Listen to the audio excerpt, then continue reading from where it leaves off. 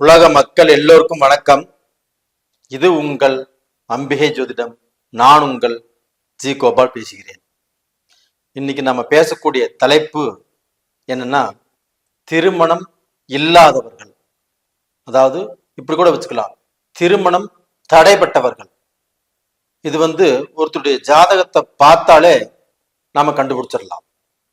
ஒரு ஜாதகத்துல இப்ப ராகு தோஷம், கேது தோஷம், செவ்வாய் தோஷம், புணர்வு தோஷம், அதாவது சனி சந்திரன் சம்பந்தப்பட்டிருந்தால் புணர்வு தோஷம். அதே சமயத்துல சனி குரு கேது சந்நியாச தோஷம். அதே சமயத்துல 7ஆம் இடத்துல சனி இருந்தாலும், 7ஆம் இடத்துல லக்னத்துக்கு 7ஆம் இடத்துல சனி இருந்தாலும், லக்னத்துக்கு 7ஆம் இடத்துல சுக்கிரன் இருந்தாலும், லக்னத்துக்கு 7ஆம் இடத்தில் சூரியன் இருந்தாலும், இதனால எல்லாமே திருமணங்கள் தடைபடுகிறது.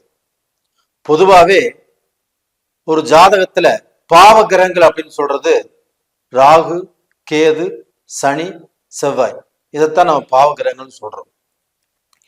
இப்போ ஒரு ஜாதகத்துல 7ஆம் இடம் என்பது கலஸ்திரஸ்தானம், அதாவது 7ஆம் இடம் என்பது ஆண் பெண்ணுடைய சேர்க்கை. 2ஆம் இடம் என்பது குடும்பஸ்தானம். அப்ப இந்த 7ஆம் இடம் கெட்டு போயிருந்தாவோ, இல்லை 2ஆம் இடம் கெட்டு போயிருந்தாவோ, இல்லை 2ஆம் இடத்து அதிபதிகளும் 7ஆம் இடத்து அதிபதியும் பாவ கிரகங்களால் பார்க்கப்பட்டு இருந்தாலும் இவர்களுக்கு திருமணம் தடைபடுகிறது. காலகாலத்துல திருமணம் நடக்காது. காலம் கடந்து திருமணம் நடந்தாலும் அந்த திருமணத்தில் ஒரு சிறப்பான ஒரு சந்தோஷமான வாழ்க்கை வாழ்வதற்கு வாய்ப்பு இல்லை. இப்ப டோட்டலா பாத்தீங்கன்னா, இப்ப கடக லக்னம், கடக லக்னத்துக்கு 2ஆம் இடம் குடும்பஸ்தானம். அப்ப அந்த குடும்பஸ்தானம் அப்படிங்கிறது சிம்மம்.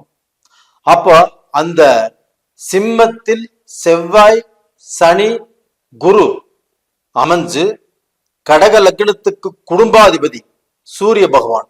இந்த சூரிய பகவான் லக்னத்துக்கு 12ஆம் இடத்துல அயன சயன போகஸ்தானத்தில் அமைஞ்சிருந்தார்னா அந்த ஜாதகருக்கு திருமண வாழ்க்கை காலம் கடந்து நடக்கும்.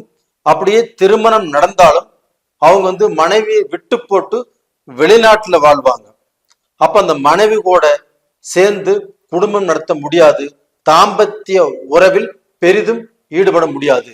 இது மாதிரியே அவங்களுடைய வாழ்க்கை போயிடும். அப்ப அவங்க வாழ்க்கையில திருமணம் பண்ணியும் திருப்தி இல்லை, நான் பிரம்மச்சாரியா வாழ்ந்துட்டு இருக்கிறேன் அப்படிங்கிற சூழ்நிலைகள் கண்டிப்பாக உருவாகும். ஒரு திருமணத்துக்கு நல்ல இடங்கள் எதுனா, 2ஆம் இடம் ரொம்ப நல்ல இடம், குடும்பஸ்தானம். அந்த குடும்பம் நல்லா இருந்தால் மட்டும்தான் வாழ்க்கை நல்லா இருக்கும். அதுபோக கலஸ்திரஸ்தானம் அப்படிங்கிறது ஒரு ஜாதகத்துல லக்னத்துக்கு 7ஆம் இடம், புரிஞ்சுதுங்களா? அதுபோக 12ஆம் இடம் என்பது லக்னத்துக்கு 12ஆம் இடம் என்பது அயன சயன போகஸ்தானம் அப்படிங்கிறது 12ஆம் இடம். இந்த 3 இடங்களும் பாதிக்கப்படாமல் கெட்டு போகாமல் எந்த ஜாதகத்தில் இருக்குதோ அந்த ஜாதகர்களுக்கு நல்ல வாழ்க்கை அமையும். அந்த நல்ல வாழ்க்கையில அவங்க சந்தோஷமாக ஒருத்தர் புரிந்து கொண்டு சண்டை சச்சரவு இல்லாமல் ஒரு நிம்மதியான வாழ்க்கை வாழ முடியும். இந்த 7ஆம் இடம் கெட்டோ 2ஆம் இடம் கெட்டோ 12ஆம் இடம் கெட்டு ஒரு ஜாதகத்தில் இருந்துச்சுன்னா அவங்களுக்கு நல்ல வாழ்க்கை அமைஞ்சிருச்சு, அந்த வாழ்க்கையில அவங்க சந்தோஷமாக வாழ்றாங்க அப்படின்னு கண்டிப்பாக சொல்ல முடியாது. அப்போ ஒரு குழப்பமான சூழ்நிலை. 2வது பாத்தீங்கன்னா, இப்ப பின்னோக்கி நகர்கின்ற இயல்பு கொண்ட வக்ர கிரகங்கள் உங்க ஜாதகத்துல இருந்தால், இப்ப சனி செவ்வாய் குரு இருந்து ராகு கேதுக்களின் தொடர்பு இருந்தால் திருமணம் தடைபடும். நான் சொல்றது புரிஞ்சுதுங்களா? அதாவது பின்னோக்கி நகர்கின்ற இயல்பு கொண்ட வக்ர கிரகங்கள் உங்களுடைய ஜாதகத்தில் இருந்துச்சுன்னா, அப்போ அப்படி இருந்து சனி செவ்வாய் குரு இருந்து அந்த ராகு கேதுக்களின் தொடர்பு இருந்தால், பார்வை இருந்தாலோ திருமணம் கண்டிப்பாக தடைபடும். இது போக பாத்தீங்கன்னா சிவராஜ யோகம், இது நிறைய ஜாதகத்துல சிவராஜ யோகம் இருக்குது.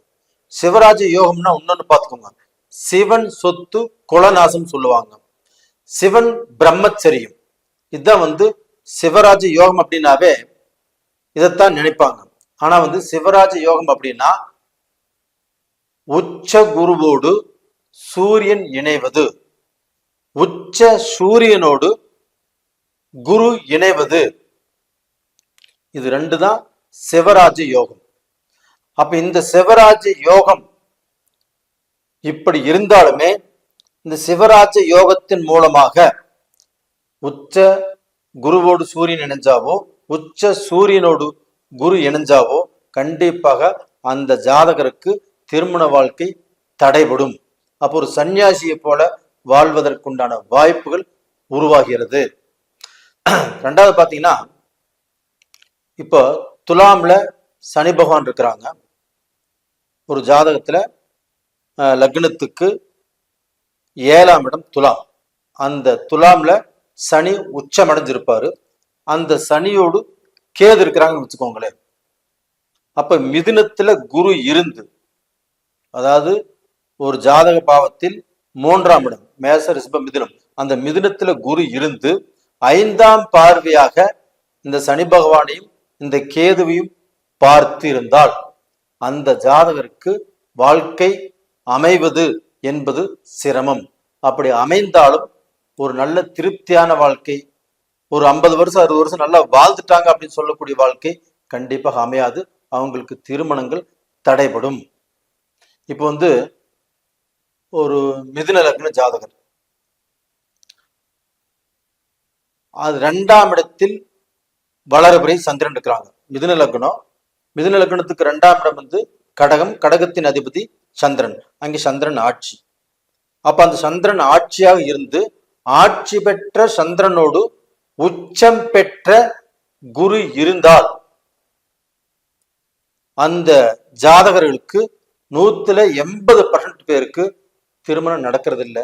திருமணம் நடந்தாலும் அவங்க நல்ல வாழ்க்கை வாழ்வதற்குண்டான வாய்ப்பு இல்லை.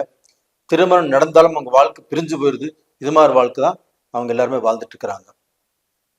இப்போ ஒரு ஜாதகத்துல பாவர்கள் இருக்கிறாங்க, சுபர்களும் இருக்கிறாங்க. இப்போ சுபர் பாவர்கள் மட்டும்தான் ஒரு ஜாதகத்துல திருமண தடையை உருவாக்குறாங்களா அப்படின்னா அது மட்டும் இல்லை. சுபர்களும் சேர்ந்துதான் ஒரு ஜாதகத்துல திருமண தடையை உருவாக்குறாங்க. அதனால ஒரு ஜாதகத்தை நம்ம கணிக்கும் போது சுபர்கள் பாவர்கள் எல்லாத்தையுமே கணிச்சு இந்த ஜாதகருக்கு திருமணம் நடக்குமா நடக்காதா, இந்த ஜாதகருக்கு அடுத்தடுத்து வரக்கூடிய தசைகள் என்ன, புத்திகள் என்ன, இது எல்லாமே கணக்கு பார்த்து தான் ஒருத்தருடைய ஜாதகத்தை திருமணம் அப்படிங்கிற ஒரு அமைப்பு வருதுன்னு வச்சுக்கோங்களேன், அந்த திருமண வயசு வருதுன்னு வச்சுக்கோங்களேன், அவங்க அந்த ஜாதகத்தை கொண்டு வராங்கன்னா நாம நல்ல திருமணம் ஆகக்கூடிய பொருந்தக்கூடிய ஜாதகத்தை நம்ம சேர்த்து வைக்கணும். அப்ப பொருத்தம் இல்லாத ஜாதகங்கள் ஆகப்பட்டது சேர்த்து வைக்க கூடாது. அதனால ஜாதகம் பார்க்கிறவங்க ஒரு வயதில் முதிர்ந்த ஒரு நல்ல ஜோசியரை பார்த்து திருமணத்தை கண்டிப்பாக, திருமணத்துக்கு நீங்க இப்போ ஜோசியம் பாக்குறீங்க, பொருத்தம் பாக்குறீங்க அப்படின்னா ஒரு வயசானவங்க கிட்ட, ஒரு அனுபவம் வாய்ந்தவங்க கிட்ட நீங்க ஜாதகம் பார்த்து கொள்வது நல்ல விஷயம். நேயர்களே, உங்களிடமிருந்து விடைபெறுவது உங்களின் ஜி கோபால். நன்றி, வணக்கம்.